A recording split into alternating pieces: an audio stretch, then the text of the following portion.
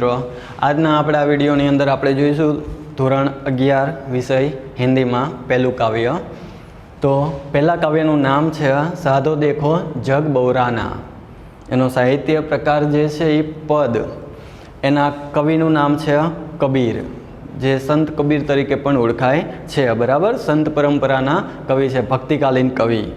तो कबीरजी जे छे ए कबीरजी ना जीवननी कथा जे छे, एमनुं जीवन ए कंईक एवुं हतुं के जे प्रमाणे आपणे कही सकीए के महारथी कर्णनुं जे जीवन हतुं के माता कुंतीए कर्णने जन्म आपी दीधो अने जन्म आप्या पछी तरत ज एने कंईक नाव टोपलामां बराबर नदीमां वहाई देवामां आवेलो हतो अने सामा कांठे पछी जे एने सारथी जे दंपती होय छे एना घरे जेम कर्ण मोटो थाय छे तेम कबीरजी जे छे ए कबीरजीना जीवननी कथा एवी ज छे के विधवा ब्राह्मणी जे हती ए विधवा ब्राह्मणीनी कुखे कबीरजीए जन्म लीधो हतो।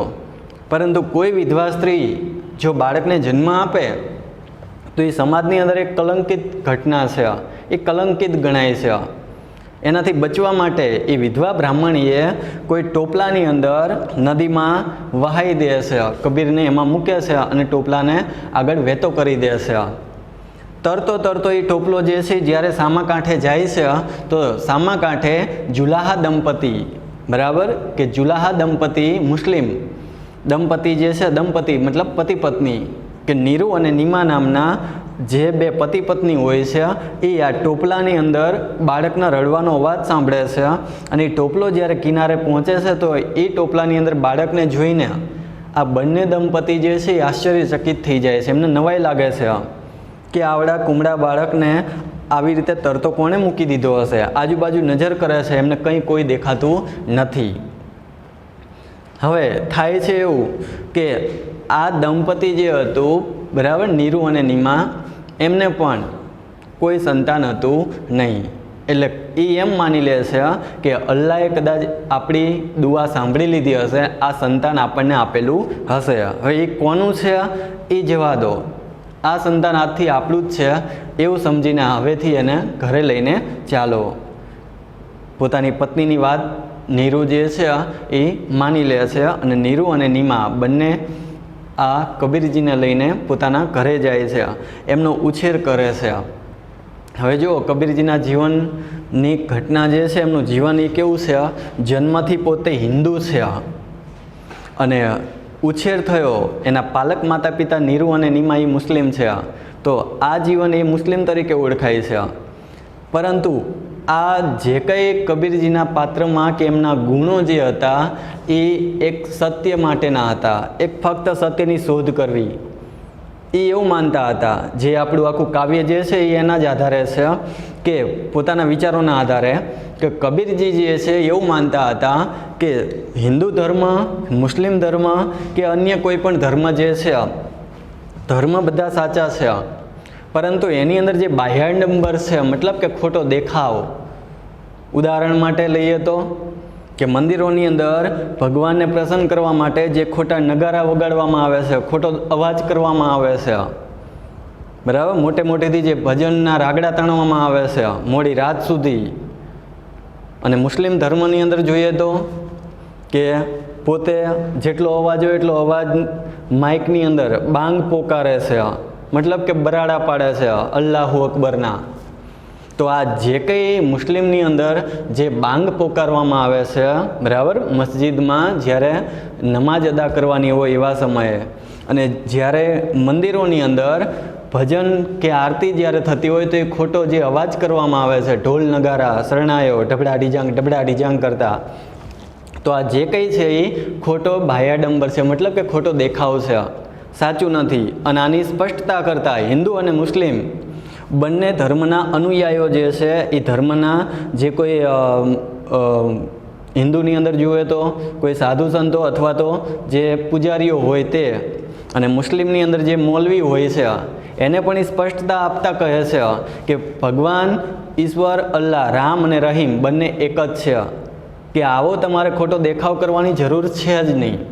એ તો એટલો પણ વાત સાંભળે છે કે કોઈ નાનકડી કીડી હોય અને કીડી પોતાના પગની અંદર ઝાંઝરી પહેરીને નાચે તો એ કીડીના પગની ઝાંઝરીનો અવાજ પણ ભગવાન જે છે કે અલ્લાહ જે છે એ સાંભળી લે છે. તો એ કીડી ઉપર પણ પ્રસન્ન થતો હોય તો વિચાર કરો કે કીડી કેવડી, કીડીનો પગ કેવડો, એના પગની ઝાંઝરી કેવડી, એ ઝાંઝરીની ઘૂઘરી કેવડીની ઘૂઘરીનો અવાજ કેવો.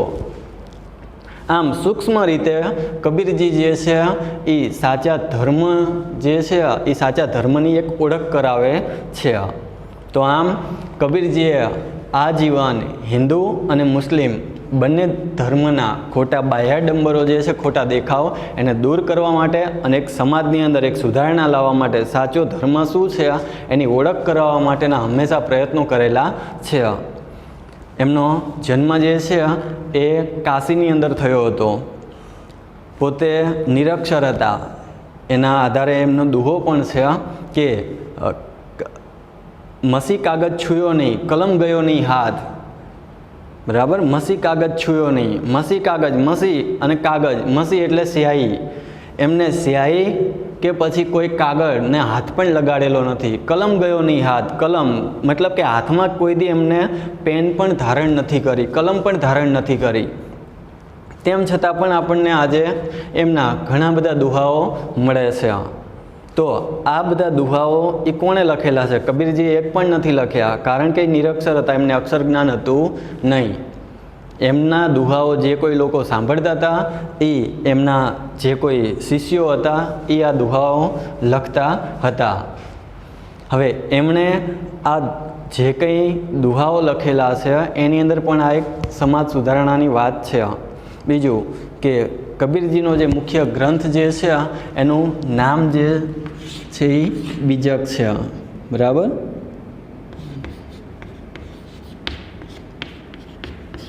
ग्रंथ, कबीर जी का ग्रंथ जो बीजक नाम से प्रचलित है, एनु नाम बीजक है. बीजकना पण कुल 3 भाग पड़े છે કે बीजक,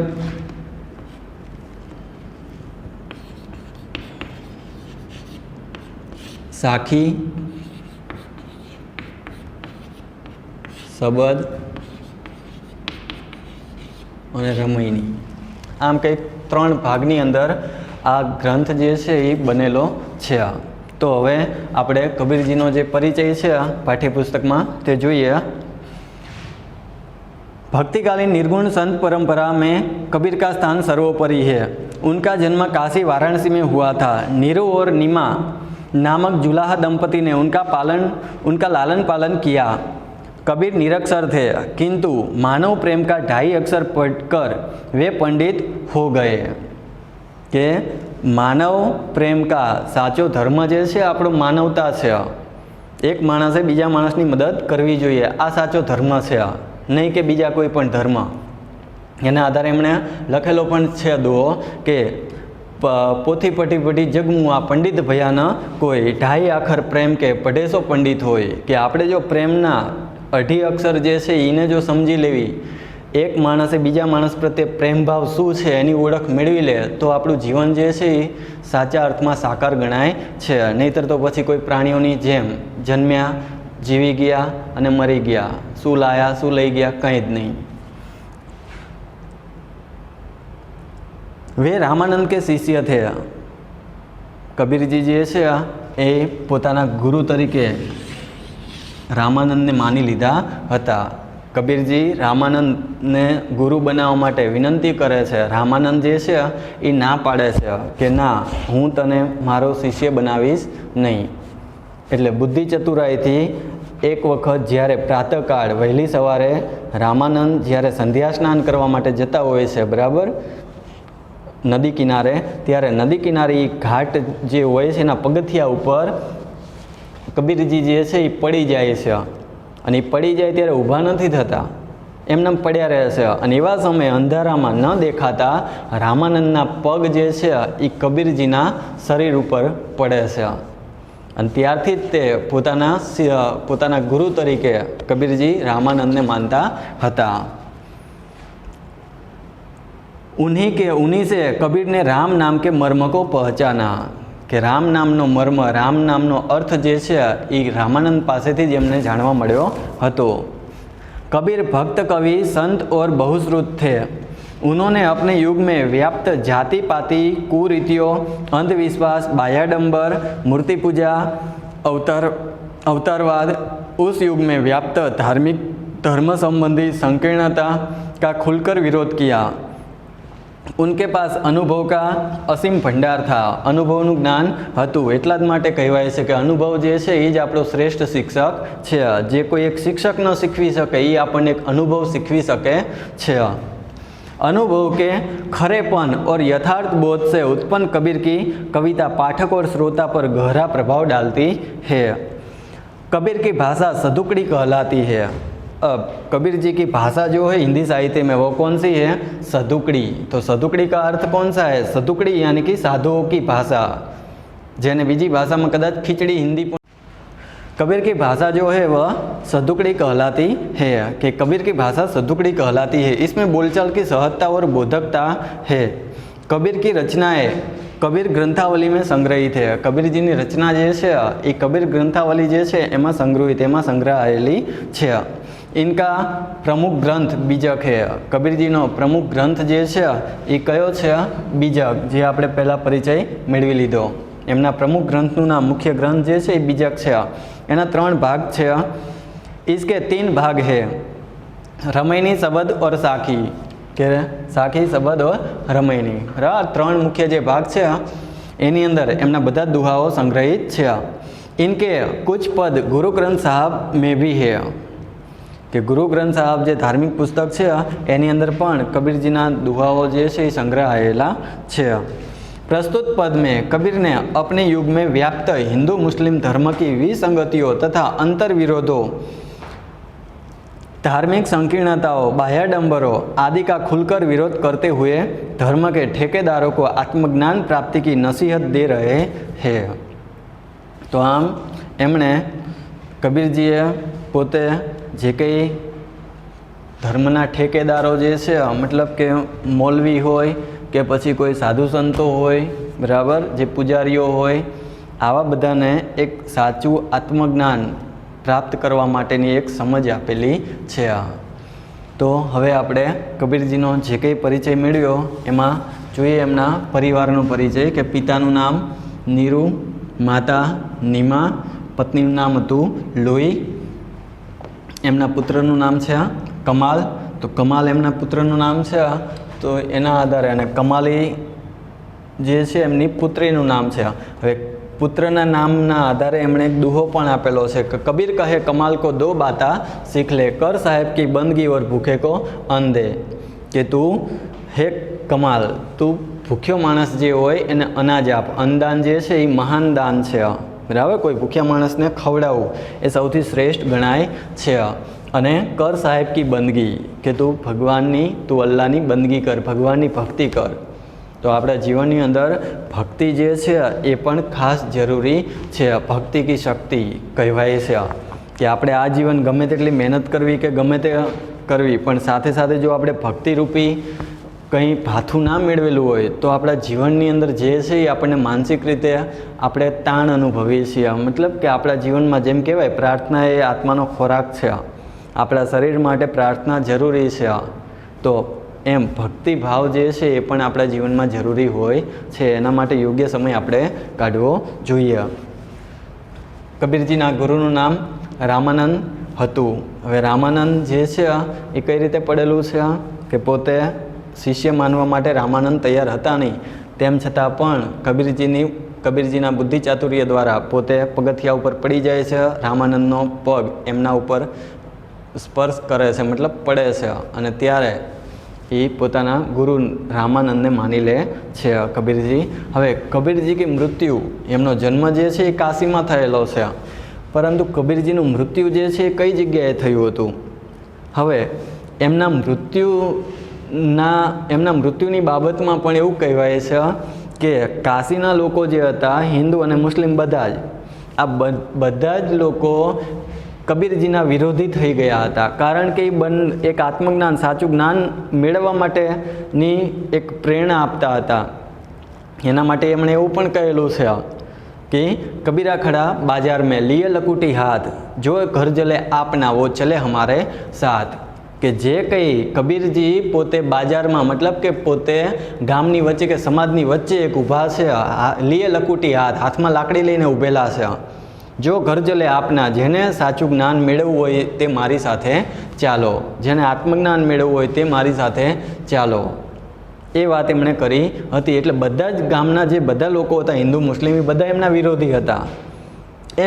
એ સમયે એક ગામ હતું જે મગહર, તો મગહર ગામની અંદર એવી માન્યતા હતી કે એ ગામમાં જે કોઈ માણસ મૃત્યુ પામે તો એ માણસ સીધો તે નરકમાં જાય છે, મતલબ કે એને મોક્ષ પ્રાપ્તિ થતી નથી. અને કાશીમાં જે કોઈ માણસ મરે એ માણસને સ્વર્ગ મળે છે, મતલબ કે એની મોક્ષ પ્રાપ્તિ થઈ જાય છે. એટલે બધા ગામના આખા ગામના લોકો જે છે એ કબીરજીને કાઢવા માટે તૈયાર હતા, પરંતુ એ ગામના લોકોના કાઢવાથી કે એમનાથી ડરીને કબીરજી નીકળ્યા નહોતા. કબીરજી ફક્ત અને ફક્ત પોતાના અંતિમ સમયે મૃત્યુ થવાની કદાચ એમને જાણ પણ થઈ ગઈ હશે, અને એવા સમયે કબીરજી પોતે પોતાની રીતે તે મગહર ગામની અંદર જાય છે કે મગહરમાં જે આ માન્યતા હતી કે એ ગામની અંદર જે કોઈ માણસ મરે એનો આત્મા ભટકે છે અને એ માણસને મોક્ષ નથી મળતો.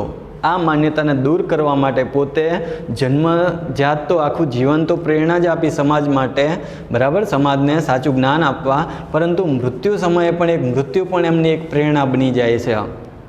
એ છેલ્લે મૃત્યુ પામે એ પહેલાં એ કહેતા જાય છે કે જો મારો આત્મા ભટકે તો તમારે આ ગામની અંદર જે આત્માને મોક્ષ નથી મળતો, કોઈ પણ વ્યક્તિને મોક્ષ નથી મળતો, બરાબર, આત્મા ભટકે આ માન્યતા માનવી, નહીંતર માનવી નહીં.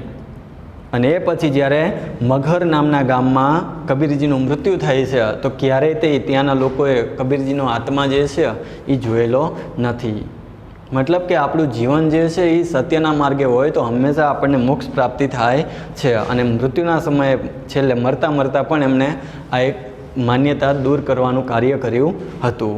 બરાબર, તો હવે અહીં આ કબીરજીનો પરિચય આપણે જોયો. હવે આપણે જોઈએ કાવ્યનો સાહિત્ય પ્રકાર. પદ છે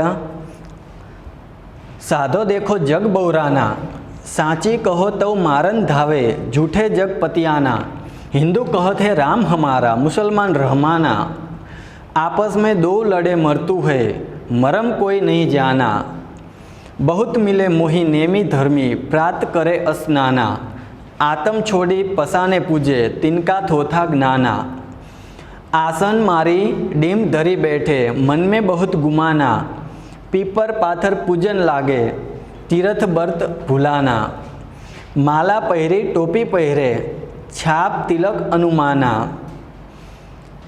साखी शब्दे गावत भूले, आतम खबर न जाना, घर घर मंत्र जो देन फिरत है, माया के अभिमाना, गुरुआ सहित शिष्य सब बूढ़े, अंतकाल पछिताना, बहुतक देखे पीर ओलिया, पढ़े किताब कुराना, करे मुरीद कबर बतलावे, उन्हों खुदा न जाना, हिंदू की दया मेहर तुर्कन की, दोनों घर से भागी, वह करे जीब वहाँ झटका मारे, आग दो घर लागी, या विधि हंसत हंसत चलत है हमको, आप कहावे सियाना, कहे कबीर सुनो भाई साधो, इनमें कौन दीवाना. અહીં જે કંઈ સમાજના બાહ્યાડંબરો જે છે એનો પરિચય આપણને આપેલો છે. હવે કાવ્યની અંદર જે કંઈ આપણે સમજવાનું છે, બરાબર, એની સમજૂતી આપણે આગળના વિડીયોમાં જોઈશું.